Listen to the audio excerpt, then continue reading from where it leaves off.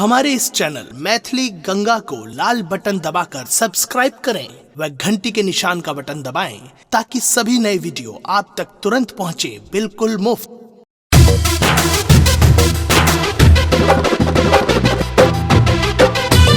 अपने सुन रहे छी गंगा कैसेट की प्रस्तुति।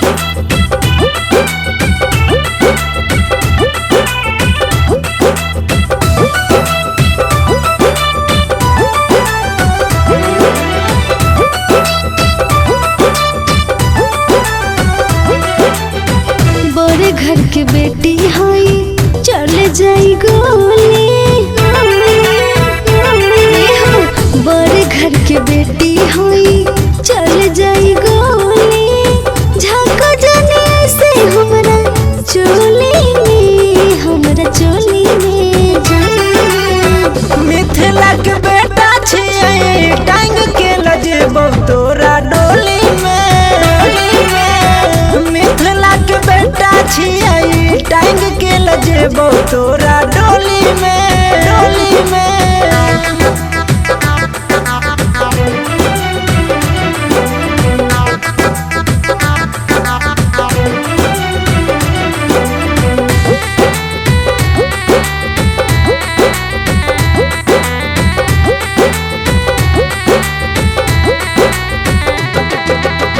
कवन भइल बाटे बाबू तोहरा बीमारी, जानी जे भाई हमर होई मारा मारी, होई मारा मारी, होई मारा मारी।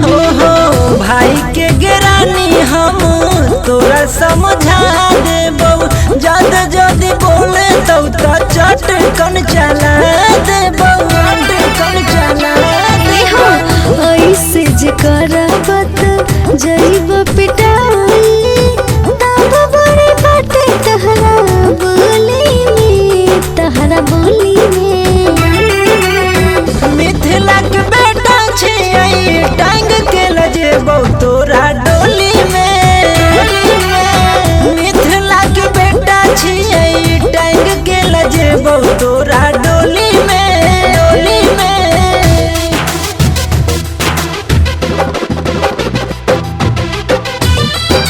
अपने सुन रहे छी गंगा कैसेट की प्रस्तुति।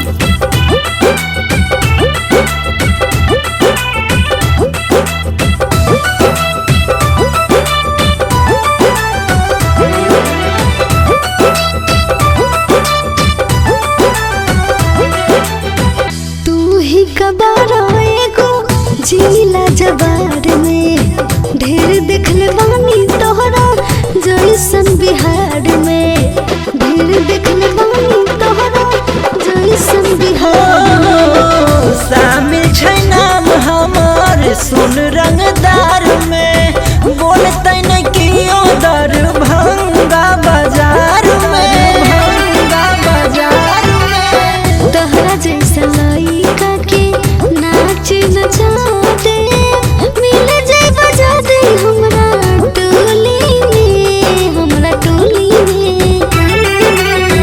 मिथिला के बेटा छियै टांग के लजेबौ तोरा डोली में,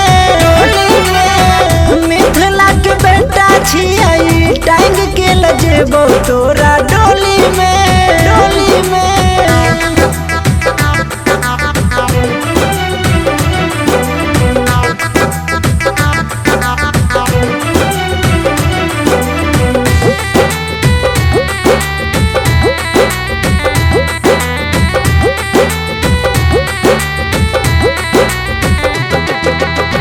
बने दुल्हनिया हम तहरे घरे आइब, एहो राजा तोहरे पर जिंदगी लुटाइब, जिंदगी लुटाइब, जिंदगी लुटाइब। डबलू नजरिया के पैब जे प्यार गे, याद नहीं एतौ तोरा विपिन राजकुमार गे, राजकुमार हो गई तोहरे हम सुनाई सबरिया, रोके नहीं के हो हमरा टोली में, ले जा डोली में।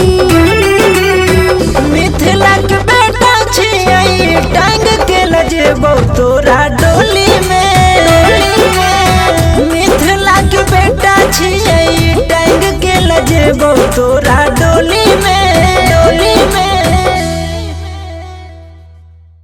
हमारे इस चैनल मैथिली गंगा को लाल बटन दबाकर सब्सक्राइब करें व घंटी के निशान का बटन दबाएं ताकि सभी नए वीडियो आप तक तुरंत पहुंचे बिल्कुल मुफ्त।